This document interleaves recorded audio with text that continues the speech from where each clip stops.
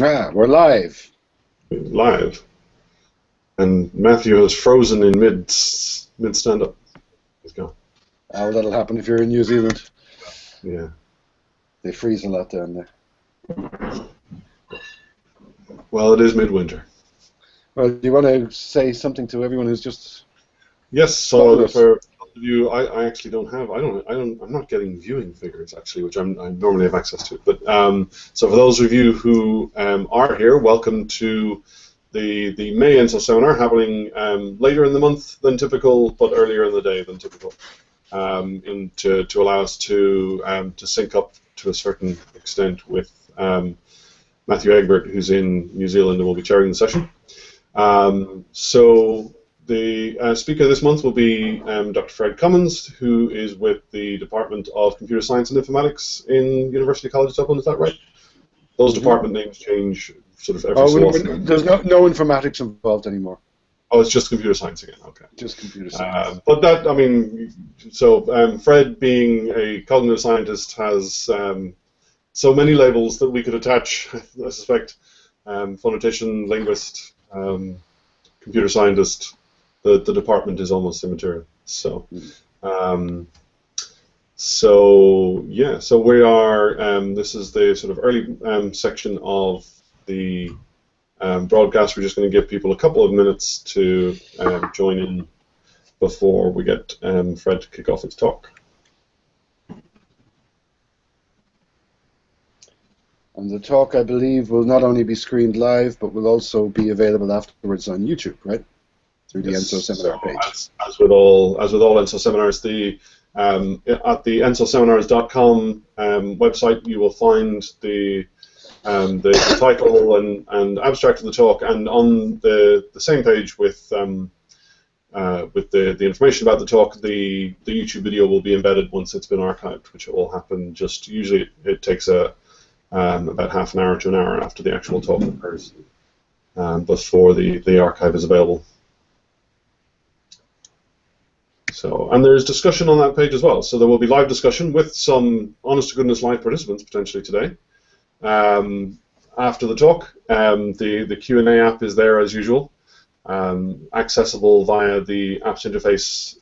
It's just 4 small white boxes in the top right-hand corner of the live video. So if you click that, you'll see what will hopefully be a blue speech bubble Q&A, so that you can type questions there. And also, there is a sort of the comments and discussion on the event page, on Fred's event page on ensoseminars.com.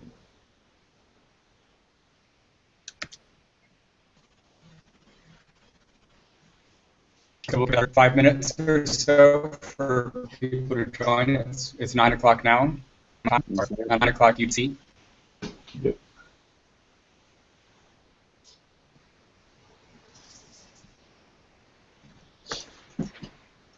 So we should be running more or less on time this time around, folks, just in case you're wondering whether you're going to devote a couple of hours to this.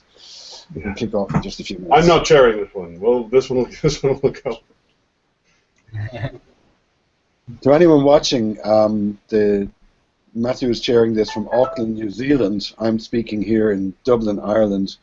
God knows where you are, and isn't it great to live in the future?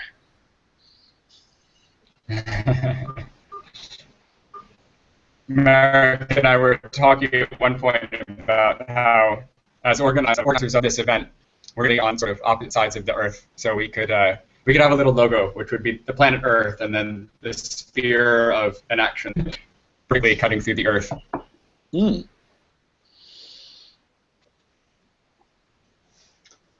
Yeah. We shall have to do that actually. We'll have to get we'll get some composer to do a sort of a 10-second intro, a little bit of music and some logo animation to you can edit in. Of the Enso Seminars Christmas special. Okay, so we've had somebody just join here. So I can't see your name, who it is that has just joined, but we're just waiting another 4 minutes or thereabouts before we start the seminar off to allow people to join. There's another person joining right now. So yeah, just saying that we're going to wait a few minutes until about 5 past before we start the seminar. Thanks for joining us. And if you want to, you can go to the event page for this talk, which you can find by going to the ENSO Seminars website, clicking on the link for the talk, and then scrolling down that page and clicking on the event link, and there you will find a link that will take you to participate live. So if you'd like to be able to ask your questions verbally instead of writing them into the Q&A app, then you're welcome to click on that live participation link.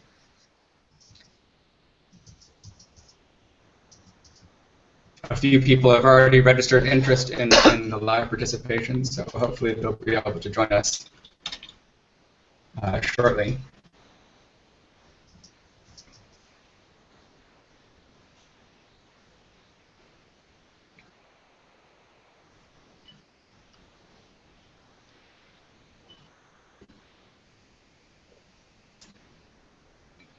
So how long is this this event that you're talking about? And it's in France, right? This it's in France. Language workshop. It's Wednesday to Friday. Wednesday to Friday, June 1st to June 3rd. And there's a lot of people there: Stephen Cowley, Tom Fruze, John Stewart, myself, Marek, Eric. Julian Kiverstein will be there as well, I think. PDA, of course. Big crowd, and it's really nice to see the Enactive discussion moving on somewhat from trying to establish the correct relationship to Maturana, for example, and moving on to another topic, language. Let's do language.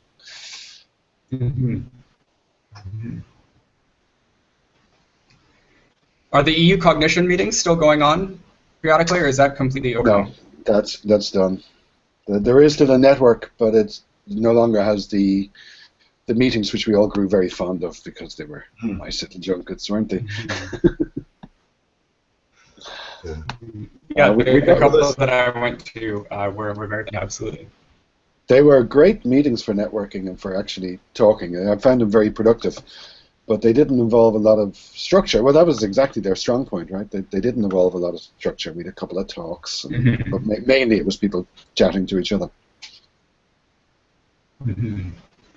Yeah. So the mailing lists and there was Vincent and a few of the others are still running.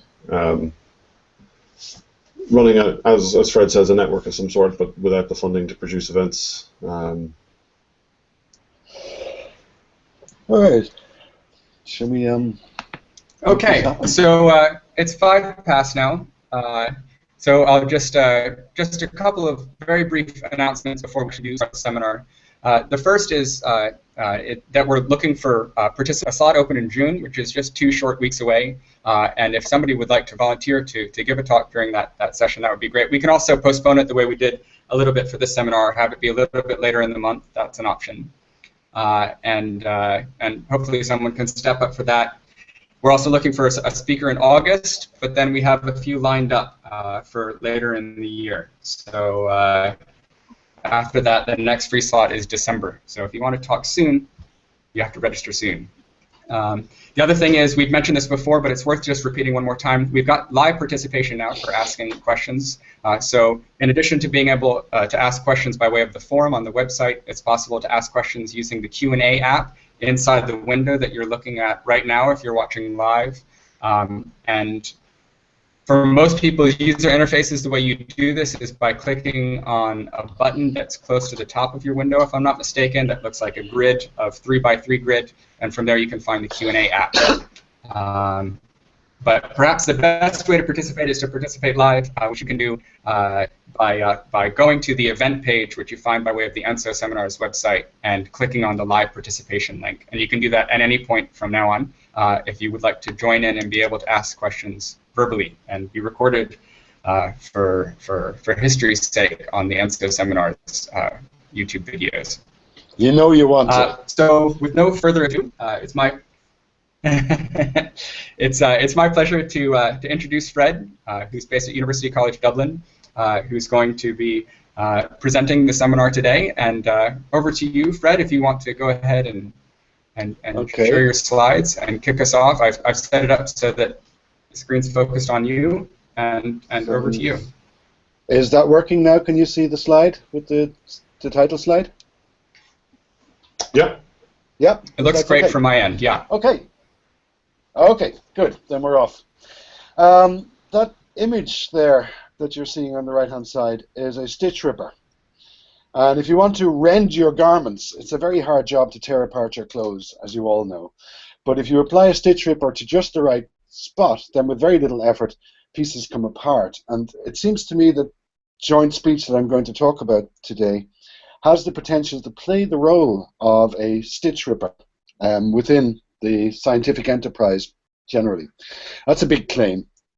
And furthermore, I'll suggest that it bears an interesting relationship to the enactive world of theory, which we'll uncover as we go along.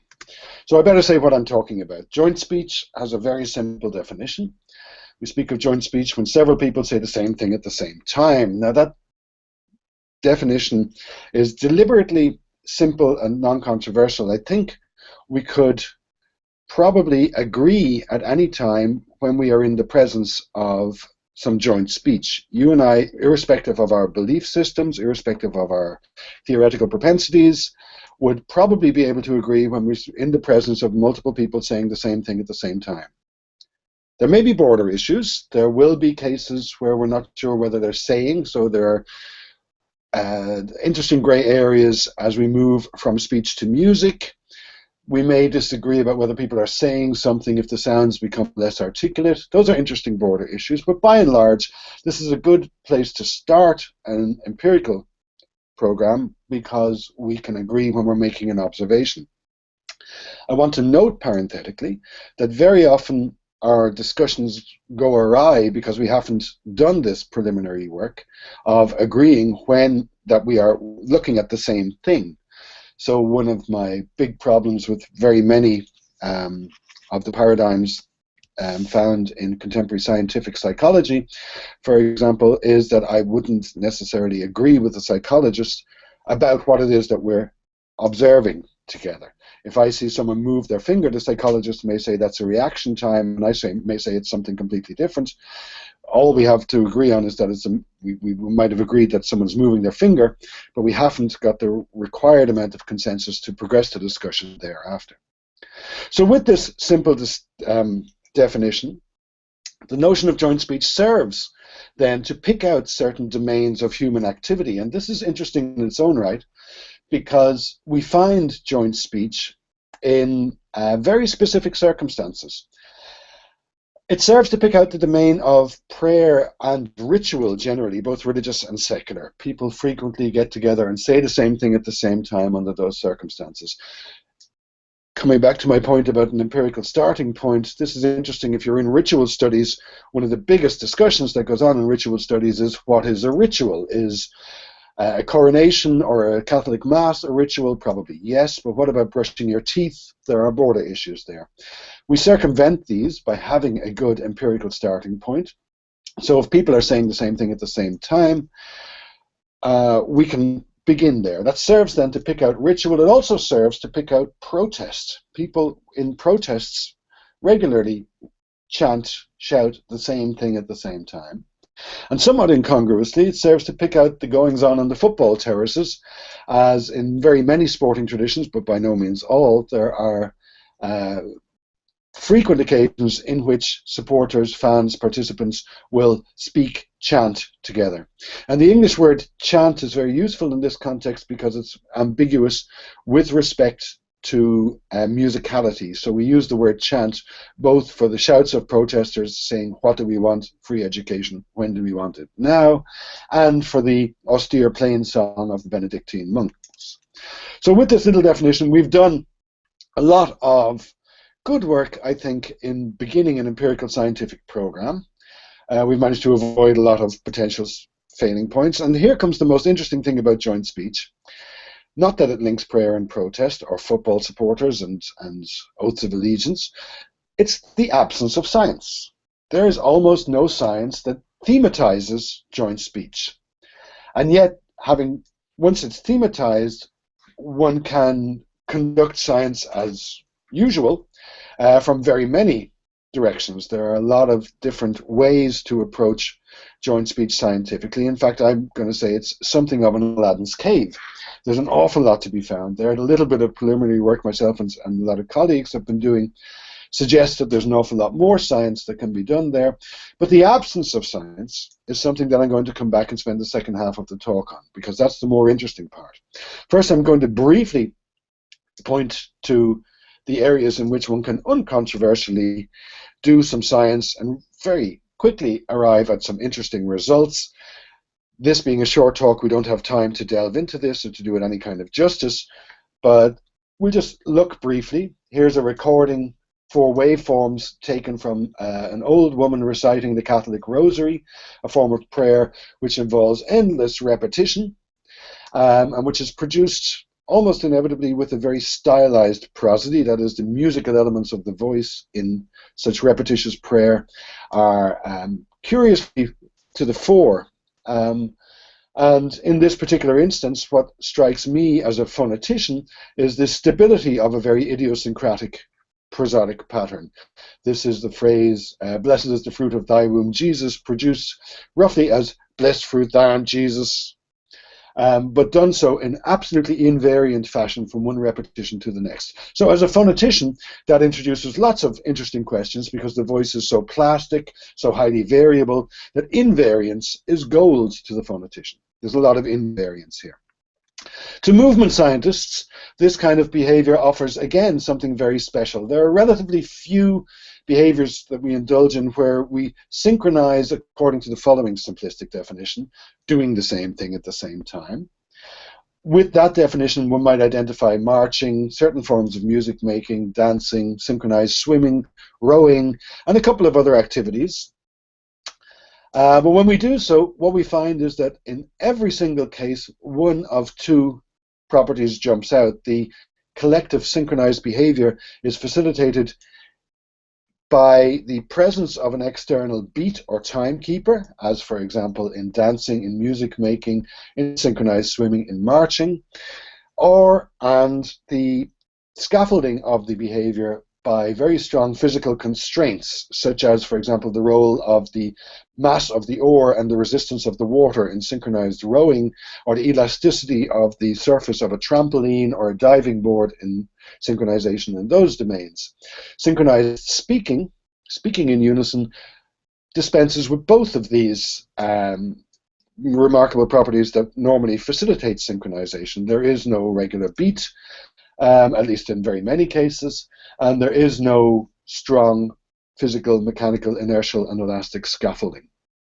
So that's an interesting puzzle to the movement scientists, but we move on and so that we can even do that holy grail of modern science, neuroscience, on this. And Kyle Jasmine and Sophie Scott in University College London did a lovely fMRI study recently, which again we can't do justice to here, but what they found was that cortical activity was radically altered precisely in the condition in which two live human beings were speaking in unison, but that was not the case when a subject spoke in unison with a recording of the experimenter. So very similar situations, distinguished primarily by the presence of a reciprocal interaction, or communion, to use a slightly loaded word in one case, which was distinguished from the rather rigid interaction with an inflexible recording. What you're seeing here in the blobology picture are those areas in the brain in which we find markedly different activity in the live case compared to the recorded case. Interestingly, those subjects were never aware of any such distinction. They didn't know recordings were being made. So this is not at the level of conscious awareness. I could discuss this a lot further, but we don't have time. Dan Richardson, and also in UCL, has done some lovely social psychological work showing that crowds who chant together a little bit first will thereafter behave differently, more focused, more effectively as a group. And there are also questionnaire-based measures of pro-sociality, which I'm a little wary of, but that's social psychology for you.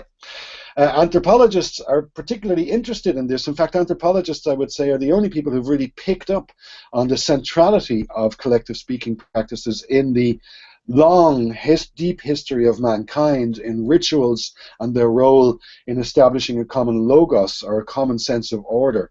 a very deep point I'll come back to later on. From a linguistic point of view, as a linguist, I think joint speech alerts us to a central role of the voice, which is completely ignored by contemporary linguistics, focusing as it does on message passing. There's very little message passing going on here. And if you're interested in relationships between speech and music, there's obvious a richness of empirical material to work with here, as joint speech spans the range clearly from speech to music, and there are interesting differences as we progress along a continuum. So we can do lots of science here. There's lots of questions we can ask here. We can come at it from a variety of perspectives, and the big question to me is, why is there no science in the area? And when I say no science, I really mean virtually no science that has thematized unison speaking. And I think that this is the more interesting question that we have, that the science, as we currently practice it, has a real problem with the notion of the subject. Of course, the question of how we interpret the epistemic virtue of objectivity is immediately to the fore here, and objectivity is not a simple concept. There's some brilliant work done in science studies, but also by self-aware practitioners of science, that objectivity is not a simple concept. And in the domain of cognitive science, or any science that wishes to address or acknowledge even the reality of a first-person perspective of experience, we need to deal with the subject. And the way that this is done conventionally in science at the moment is to use a one-size-fits-all view of what a subject is. And the subject is there in the top left. That's the individual person, starkly alone, possessor of an individual mind. And we have virtually no way of acknowledging collective subjectivities, collective intentionalities, collective purposes, collective beliefs, collective desires. The whole mental shebang can and is freely applied in our everyday language to groups as well as to individuals, but from a scientific point of view, we seem to have adopted the view that agency, experience, autonomy, and so on lies at the level of the individual, which is the skin-clad human ape, also to be equated with the person. Now, making the link between a body and a person is, since John Locke already, you know, it's difficult territory. But we're stuck, particularly in the psychological sciences, with this idea that agency resides in individuals. And here is where joint speech really speaks to what it is that we're doing when we do science. Empirical science, if you look at the history of science, it starts with the observation of the stars. And when you observe the stars, there's this great thing that the stars don't observe you back. They are relatively insensitive to whatever you're going to do here on Earth. The stars and the planets are going to go about their thing anyway. And this is the basis in which empirical science started. It's the ground from which it grew. And when you're doing this kind of science, subject-object issues don't arise. You can freely leave them behind, and this works only for the business of observing the heavens. Once you turn your attention to the goings-on of the living, it becomes very much harder to agree, for example, on what a measurement is. If we're collectively observing the stars, then the position and time of an observation are all we need, really, to say, well, this heavenly body was in this and this point picked out by two coordinates at this and this time, and that measurement will be completely uncontroversial. Coming back to the problem with scientific psychology is that none of the measurements taken in scientific psychology ever have this level of demanding consensus. If we can agree what a measurement is, there's great opportunity for developing consensus. That works wonderfully for the stars, and it fails miserably for the goings-on of the living. Here I'm talking not only about the human sciences, psychological and social sciences, but of course the biological sciences. And so our 21st century science has a history, and from the observation of the stars, that history includes the development of all the contemporary concepts in the philosophy of mind, and it includes several hundred years of philosophers and scientists, or natural philosophers, dancing around the theologians, dancing around clerical authorities, and trying not to step on the Christian souls, not the problem of the Christian soul. The origin of the notion of an individual discrete mind is quite clearly that of a Christian soul. Ed Reed has done a wonderful job in outlining this history from one perspective, but to my mind, I can no longer properly engage with most forms of psychology because this history is just becoming so starkly apparent. And here, the 1991 contribution by Varela, Thompson, and Rush is interesting because it did bring a very different sensibility to discussion of experience and the themes within cognitive science. This is frequently ignored in contemporary discussions of what inaction is, but the Buddhist sensibility seems to me to be extremely important if we're going to relativize our understanding of the role of the soul in the development of the psychological sciences. Inaction, I think, is not a fixer-upper for psychology. This is very, very important, especially when we deal with, as we so often do, histories of whether ecological psychologists are in the same business as enactivists. From my point of view, inaction provides a technical vocabulary with which we can avoid the pitfalls of psychology. This central notion of sense-making, I presume most viewers will be aware of it from the enactive literature, is agnostic with respect to the nature of the system. The system is defined in terms of its persistence over time, its relative autonomy, and its interaction with a milieu or an environment. And under these conditions, we say that a phenomenology is enacted, the system's activity enacts a world. So subject and world come into focus simultaneously. But that subject is not a Christian soul. That subject is not a cognitive system. It's not a cogito. It's not a transcendental ego. It's up for grabs. This vocabulary can be used quite flexibly with respect to many kinds of subjects. And the exciting elaboration of this vocabulary to participatory sense-making, whereby the sense-making activities of multiple systems become entwined so that we get emergence, this is, to my mind, extremely useful. So, that's why I find the vocabulary of inaction so useful. Joint speech, as an empirical phenomenon, demands that we recognize the ground from which we speak. It does so in several terms, several ways.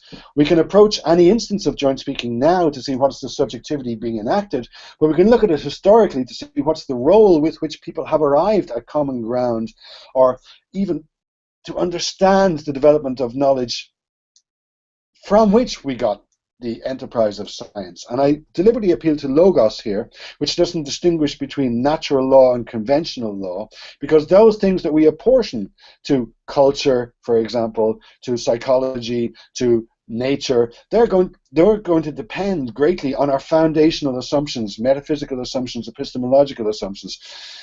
Logos is a very interesting term because it sort of goes back behind that, and I think that's where we need to go to understand joint speech. In the spirit of these little handy diagrams, I'm nearly finished, Matthew. Here's a dialogical view of the notion of common ground. On the left, you can see two interacting conversational participants, each of which enacts for themselves a world. In the context of the conversation, there will be a to and fro dialogical interaction which establishes a constantly shifting, constantly negotiated common ground, indicated by green there. In the context of a ritual or a liturgy, we have a great deal more commonality, a great deal less role for the contribution of the individual, a great deal more commonality in the uttering and expressions. And the strongest form of this is the collective chorusing of a credo, an explicit statement of belief, in which case we come together and there's nothing more but common ground. So, in my final slide, I see joint speech as offering us a theme with which we can really take the enactive vocabulary and the work done within the enactive domain and use it to critique science and to nudge science away from its reliance on this notion of a reified mind or a cognitive system. Yes, I'm an anti-psychologist at this stage because I think we really need to inject this. I need psychology, I need stories about ourselves as much as possible, as much as anybody else, as much as any psychologist, but they are not of the positivist kind that is so frequently found in the contemporary scientific way in which scientific practice is carried out. We need, in other words, access to a much richer and more varied notion of subjectivity and hence also of worlds enacted in this manner. And inaction has always had this reflective component to it, which is that as well as doing your science, you have to reflect what is the ground from which you speak. And I believe that we can only make progress here to the extent that we negotiate and establish common ground, for example, using such empirical themes as joint speech. That's my offering, and we'll stop it there and move on to questions. So I'll stop that and try and stop screen sharing. Or Matthew, if you're in a position to do that for me. I'm not entirely sure how. Great, yeah. Yeah. I will turn off stop. I think it's there done. you go. You've got the screen sharing off. And great. So thanks for that, Fred. Thanks very much. It was an interesting talk. Just to remind people that they can ask questions by way of the Q&A app. We did have one person try to join the live session, but for some reason the link didn't work for them. That was Eric. So Eric, if you're hearing me now, feel welcome to email your question to me if you're still having difficulties connecting. In the meantime, I did have a question for you, Fred, to start off the Q&A a little bit. So at the beginning of the talk, you were making the point that joint speech is a good target for science, that it's underexplored, and that there's some really interesting issues that we could dig into there. And that sounds great to me, and is very appealing. And then I understood, but maybe it was a mistake in understanding. I understand you to be saying that we need to develop the sense of a good definition of self, or sorry, of a subject, to be able to study joint speech. But that's not what you're saying, is it? You were saying that by studying joint speech, we can develop a better concept of subject. Is that? I've used the phrase in a couple of things I've written, an ontological light touch with respect to the subject. I don't think we can be positivist with respect to subjectivities. I'm not reifying the mind. I'm not talking about a definition of the subject. What we have in the goings-on of the living is the enactment of multiple, very many kinds of subjectivities. And I don't think it's helpful. I think the problem I wish to put on the table is that any attempt to nail it down and say subjects are thus and thus only is to extinguish all other kinds of subjectivities. I think the facility with which in everyday language we use the vocabulary of intentionality to address the goings-on of committees, universities, institutions, nation-states, and so on is not mistaken. These are they constitute dynamically persisting entities which enact different kinds of subjectivity, but they bear very little relation to the Christian soul or to the cognitive system, the mechanism that is assumed by contemporary cognitive psychology.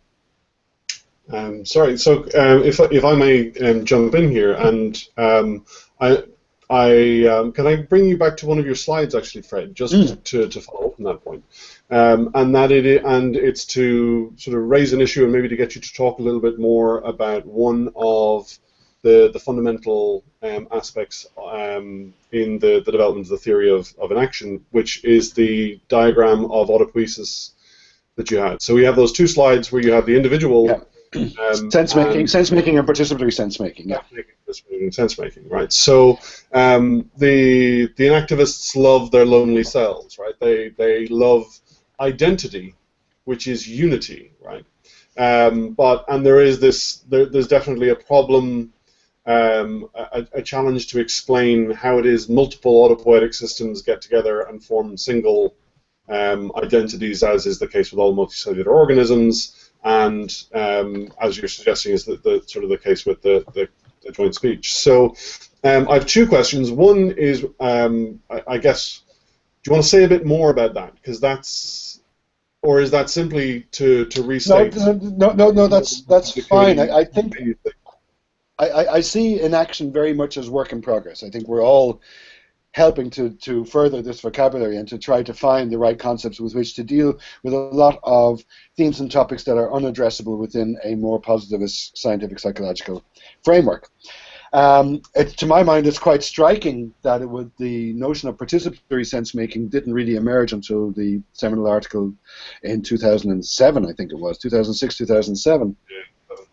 Because this, to me, is really, it illustrates one of the great strengths of enaction. But the discussion of the chemotactically locomoting isolated cell that has done so much service is tragically missing a couple of central enactive concepts.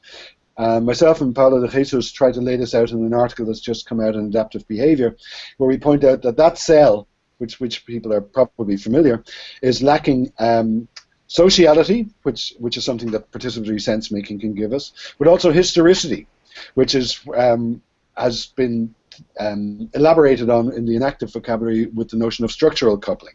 This is this inextricable complementarity between systems and their milieus. I'm using the word milieu to avoid all the confusions that come with environment. That's what this is my fault. They share a history. There is no point at which anything acts independently of its history, of the process by which it became what it is. And in that process, of course, we get things like events like speciation, we get the development, we get sexual reproduction, development of the individual.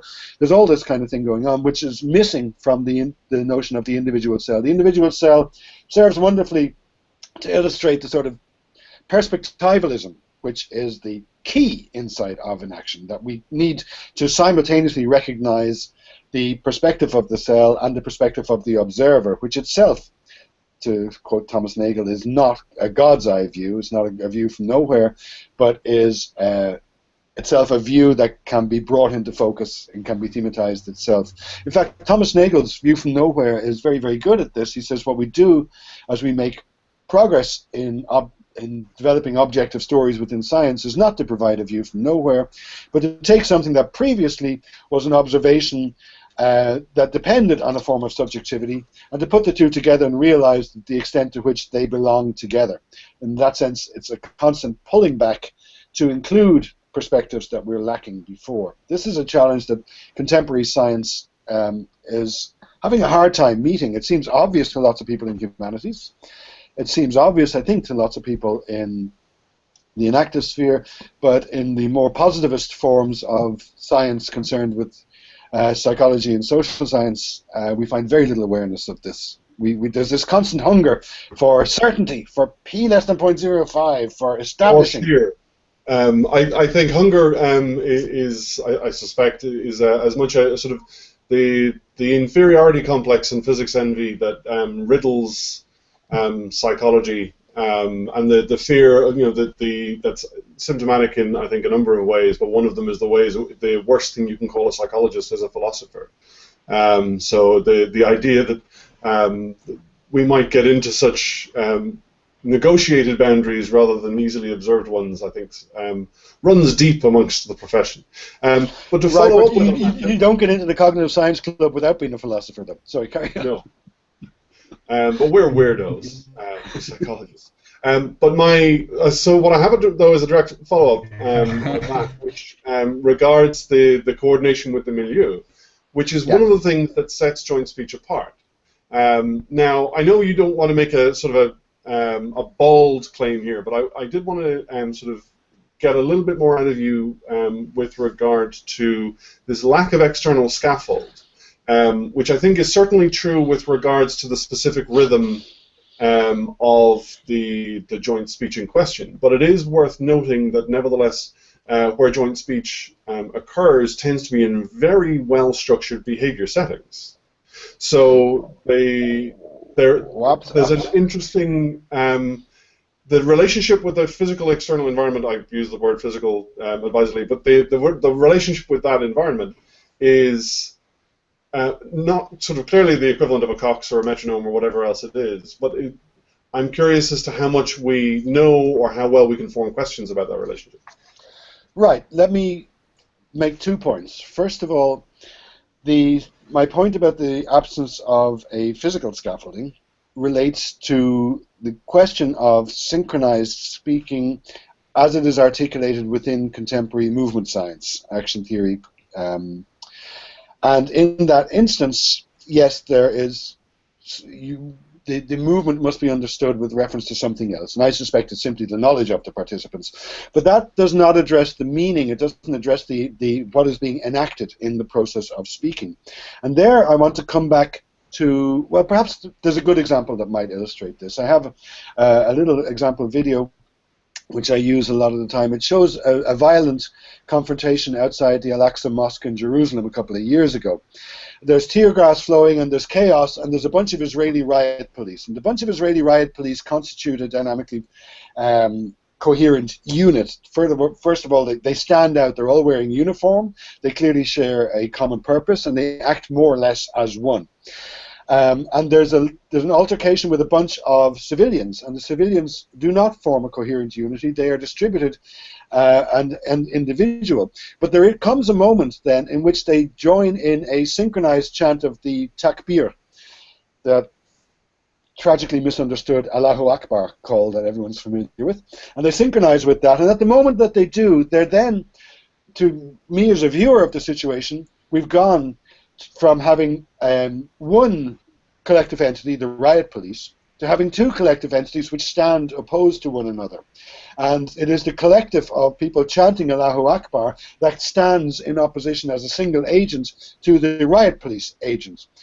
Now, to me, once I recognize the pivotal role of the synchronization in bringing this entity into being, it explains an awful lot. It explains how thereafter the character of the interaction is completely changed, how thereafter some of these individuals coalesce, and how thereafter the riot police is faced with quite a different proposition. The milieu of the riot police has changed dramatically, and it now faces a single adversary. So that might serve to illustrate how I would elaborate on that notion of the milieu as enacted by joint speech. Yep. Very good. I think actually the discussion of so going back to something examples is useful here. Sorry, Matthew, you go on. We're struggling with a little bit of the interglobal lag here a little bit. So just to interrupt if I can. You talked about you want to give any one definition of a subject, but then you again gave the example of the often visited chemotactic cell, and you said that there were things that were missing from that example of a subject. And on the example, I think you gave two examples. You gave the example of historicity, and then the example of sort of social. And the way I see it, we look at all of these different examples of autonomy to try to understand what the shared aspects of autonomy are. What all these different autonomous systems, whether social or whether they're a single cell or a multi-cell organism or languaging or joint speech, or whatever domain these things are coming up in, we're looking for shared properties among these autonomous systems. And I like the idea that you bring up historicity, but bringing up the sociality, that seemed to me like that's a level of description where these kinds of structures can merge, rather than a property that can exist at multiple levels, at different levels, at the level of organisms and things like that. Do you have anything to say about that? Do you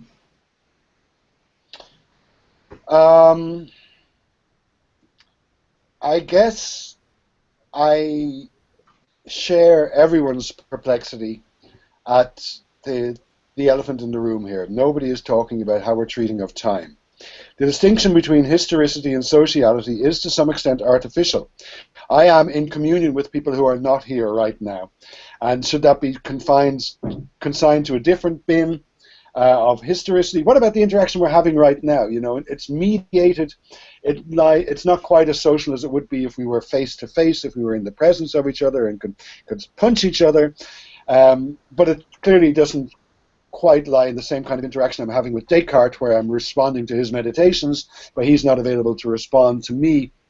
As the lag increases, we're speaking of a historical interaction, historically structured interaction, and less of an interaction grounded in real time.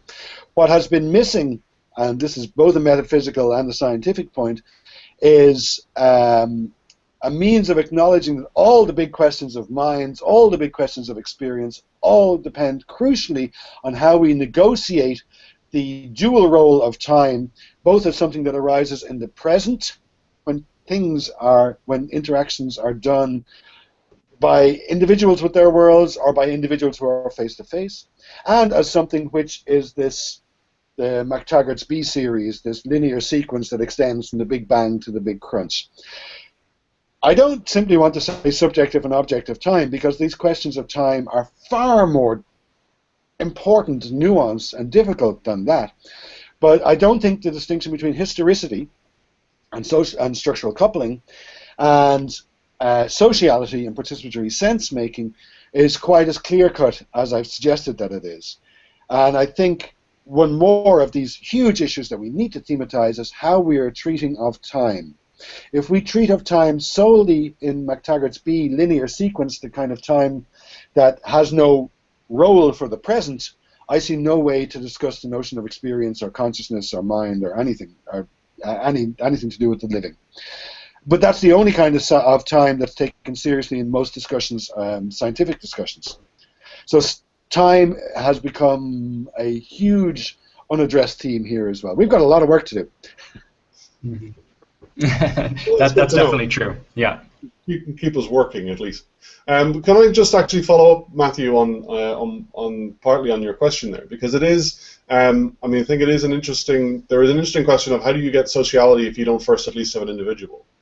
But those kind of multiple domains and whether there's some kind of hierarchy or a heterarchy of domains of activity or domains in which autonomy exists is one of those open questions, and it's Hannah Yeager and Tom Froese have a paper in which they sort of describe the way in which we might talk about basically the notion of individual agency, but as soon as you have sort of sociality in question, that individual agency isn't just added to, it's effectively transformed, in much the same way that an individual cell is transformed once it's part of a multicellular organism. That you could not possibly understand that individual cell and its individuality without understanding it within the field of sociality,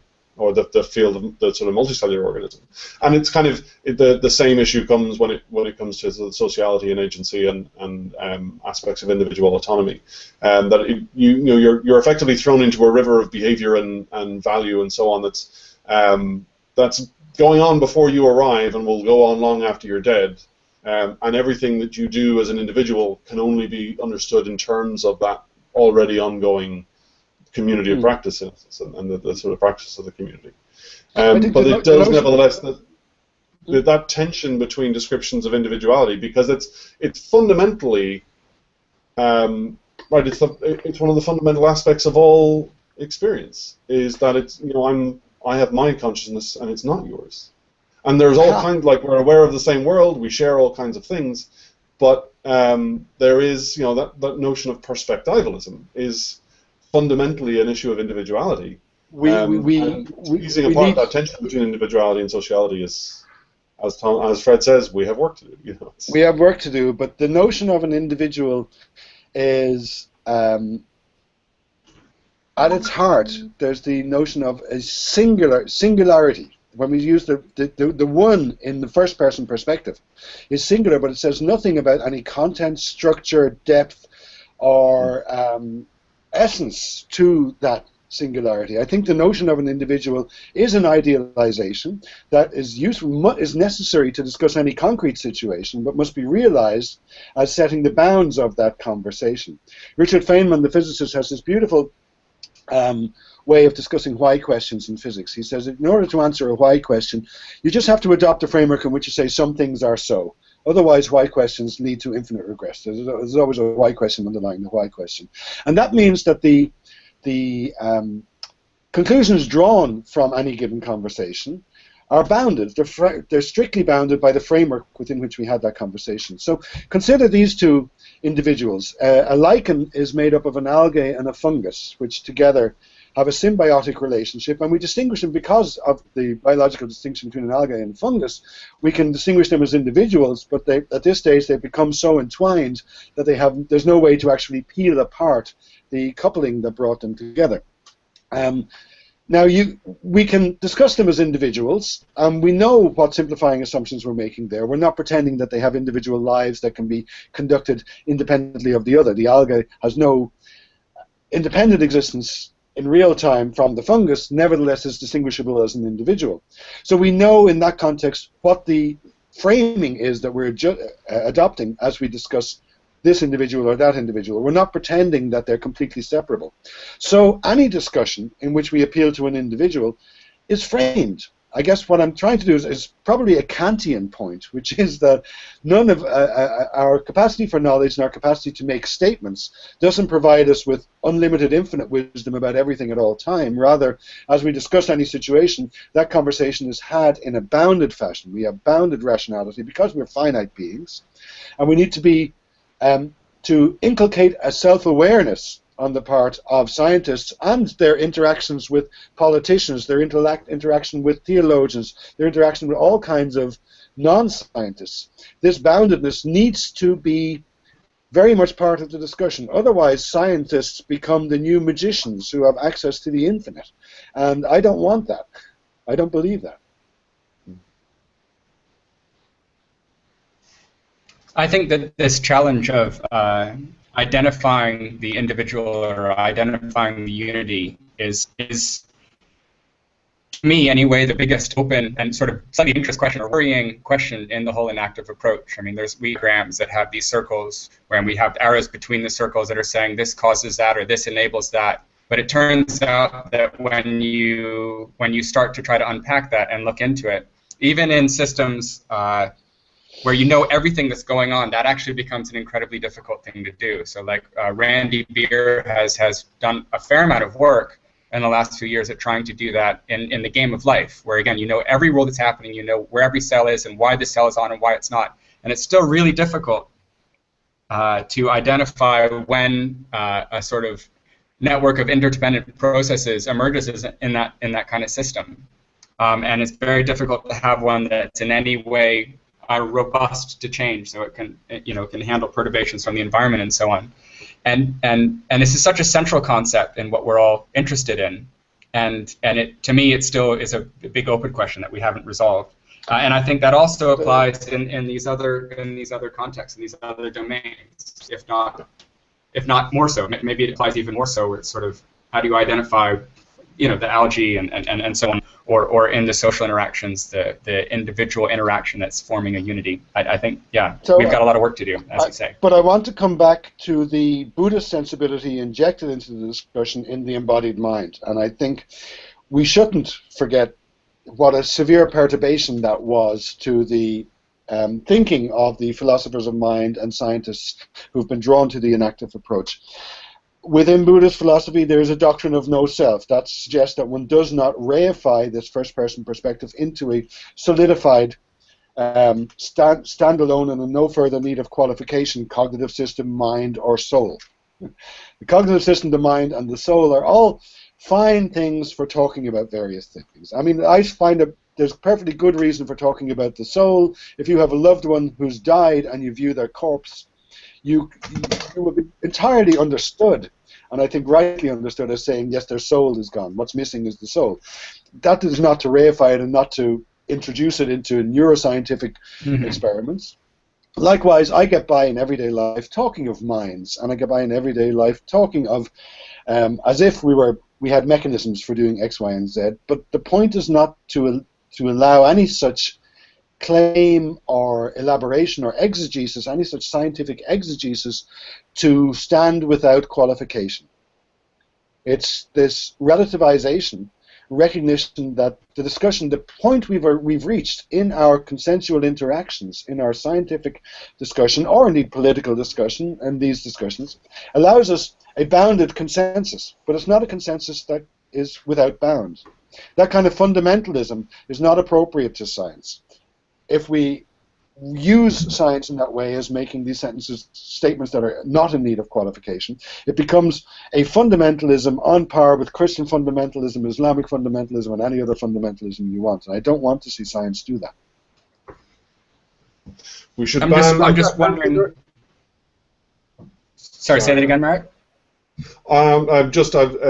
It's for me. There's always an implicit Ceteris Paribus clause, and Ceteris is never Paribus. There's, we should either ban the Ceteris Paribus thinking or force it force people to say it every time. You know, I like We some never kind of get rid of ritual, Ceteris Paribus. So as at least we know it's like, okay, you've explicitly said there's a limit here, and understand that there's a whole bunch of variables I'm just not touching. Ceteris Paribus, and leave it at that. That's brilliant. I agree. We should just bear it in mind. We should always have the stamp of Ceteris Paribus there in the awareness that Ceteris Paribus is a fiction. Right? You probably know Heinz von Förster's wonderful story he tells to Umberto Maturana about the Polish psychologist Konorski, who replicated Pavlov's work from his book. And he went along and did everything in the dog training with the exposure to the meat and the ringing of the bell and the salivation, exactly as Pavlov had done, right up to the point, at the crucial point of the experiment, in which the bell is rung and the dog salivates without the meat being present. And the only change he made was that, unbeknownst to the assistant who was going to ring the bell, he took the clapper out of the bell. And so when the assistant went for the bell, he did this and there was no sound. And lo and behold, the dog salivated. And the conclusion that von Förster draws, and I think it's a brilliant one, is that the ringing of the bell was indeed a stimulus for Pavlov. It was never a stimulus for the dog. The dog is, of course, immersed in a complete context, most of which was entirely intact in the absence of the bell. But by thematizing the bell, the sound of the bell, Pavlov had become fixed on this, and for him there was a Ceteris Paribus. He'd forgotten the role that everything else plays as well. So I've noticed I've gotten a question here emailed to me from Eric Reichfeld. Hi, Eric. Who asks, will it be possible to scale up from joint speech to conversation? How will you do that? That's very interesting. I don't see it as scaling up in the same way that one might scale up from an individual cell to a liver and then to a person. What does it mean? It means that we use the voice in many circumstances, and they don't all speak of individual subjectivities. When we're having a conversation, a lot of that conversation, I pointed out the need for common ground, is actually the joint establishment and maintenance of the common ground through things like back channels, ahas, the appropriate use of gaze, and so on. And that lasts for a particular, that is enacted. It persists as long as we're engaged in the conversation, then it goes away. In my present work, and what I'll be talking about in Clermont-Ferrand, is that when we use joint speech in, for example, the liturgical context or in a secular ritual, there is the opportunity for a little bit of this dialogical to and fro, and there's less role for negotiation in those contexts, but it's not entirely absent, and we can identify this all the way around, as I pointed out in my talk, to the extremum of the collective chorusing of something like an explicit statement of belief or a credo. That doesn't suggest anything would scale up to a conversation. It suggests that vocal behavior needs to be understood as always having an inherently dialogical element, always having, when we speak, there's always an implicit addressee, I suppose. There's the voice, if I'm correct in my thesis, that speaking is to bring a certain kind of subjectivity into being, then that subjectivity has a world. It's directed towards something, but that world is, of course, not a physical world. It's depending on who's speaking, what the purposes are, what the subjectivity enacted is, that which is addressed will change. So in the structures of joint speech, as we look at the way that, for example, propositional complexity is negotiated and varies from one form of joint speech to another, we see a whole world of situations that increase our understanding of what the voice is doing, including the voice in regular conversation, and possibly even the internal voice. Descartes away in his cave going, "Je suis, j'existe." That's also a voice that enacts a world. In this case, the cogito brings it into being. So I don't see it as a question of scaling up, but rather of bringing into focus a range of situations in which the voice participates, in which a variety of forms of subjectivity are in play, and thanks to the vocabulary of an action, we can see this and we can begin to re-understand what the voice is and its role in the distinguishing of the human ape from the other great apes over the last 5-6 million years.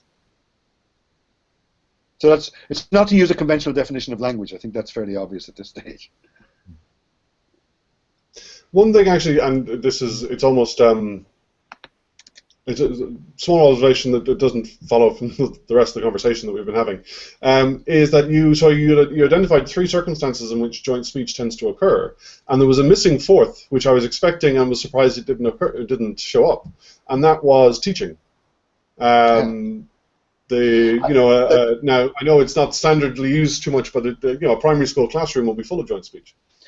Absolutely. Primary school teachers are full of tricks, and not in every culture, incidentally. With these young kids, in every culture, this is a means of marshalling their attention, of forming them into coherent groups that the teacher can address as one, rather than have to attend to the Brownian motion of 100 different participants.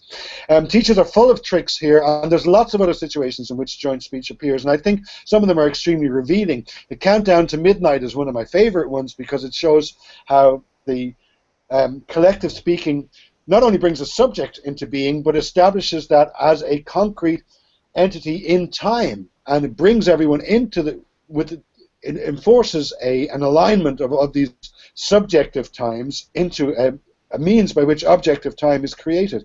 This is one of the main functions of rituals, has always been to mark time, to demarcate the passing of the seasons and transitions from one phase of life to another. These are these early ways in which the notion of what is now objective time, they were constructed, among other things, by bringing people into the same place at the same time through the synchronization of the voice and gesture. I mean, I merely have opened an empirical window onto this. I'm not trying to suggest that we shouldn't look at the synchronization of the gestures, the whole aesthetics, the role of everyone smelling the incense at the same time and standing close together and so on. All that really matters as well. It's just that joint speech provides us with a way of suddenly bringing the role of rituals in establishing a common order, which is why I'm resorting to this old theological notion of logos, which I think is very, very helpful here, as we have to go back before the roots of the construction by science of an objectivity based on observation of the stars.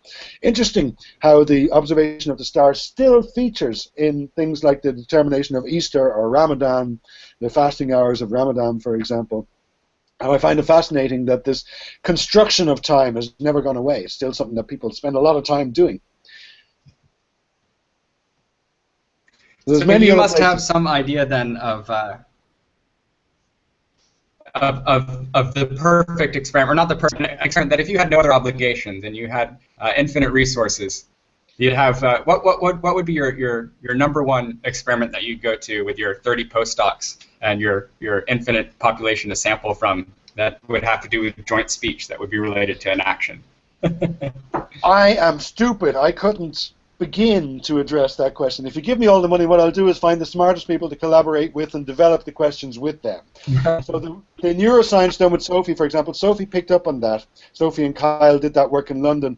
I joined it after a good deal of the planning and initial work was done. The finding there was that when in real-time reciprocal interaction, or in communion with another person, the hallmark of a self-other distinction that is otherwise present when you speak was gone.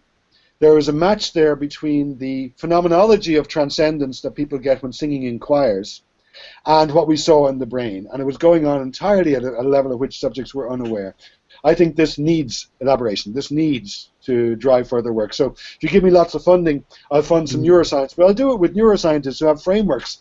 I couldn't do this work. Sophie does neuroscience of speech. She's the right person to work with there. Dan Richardson does the social psychology. I couldn't do that. I developed I'm a phonetician, so I did a little bit of phonetics work.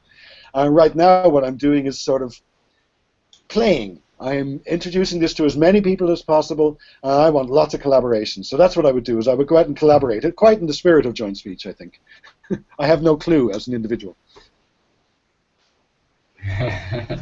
Have you thought about computational models in this context? I think you have, because I think we talked about it a little bit before in EU cognition, if I'm not mistaken. Oh, we probably did. I don't know. Computation. I can't really imagine a form of cognitive science that's further from computational modeling. I was asked to be on the program committee for computational linguistics conference the other day, and I refused simply because I can't even add. I'm crap at computation, and I have no idea what it's doing in this discussion. By all means, have computational models. If I get to talk to someone who's good at computational models, yeah, we'll go and we'll model this shit, because there's loads of stuff to model here. There's loads of stuff to model. I would love to have a model of what was going on outside the Alaska Mosque, for example. And you could do that computationally, something a little bit more than the game of life, I suspect. But there's no reason why these very many, very rich phenomena wouldn't admit of computational modeling, but I don't subscribe to the view that computation is the secret sauce that brings everything into existence. Computation is a tool that I use to understand something. So, yeah. I'm not very good at it. Agreed.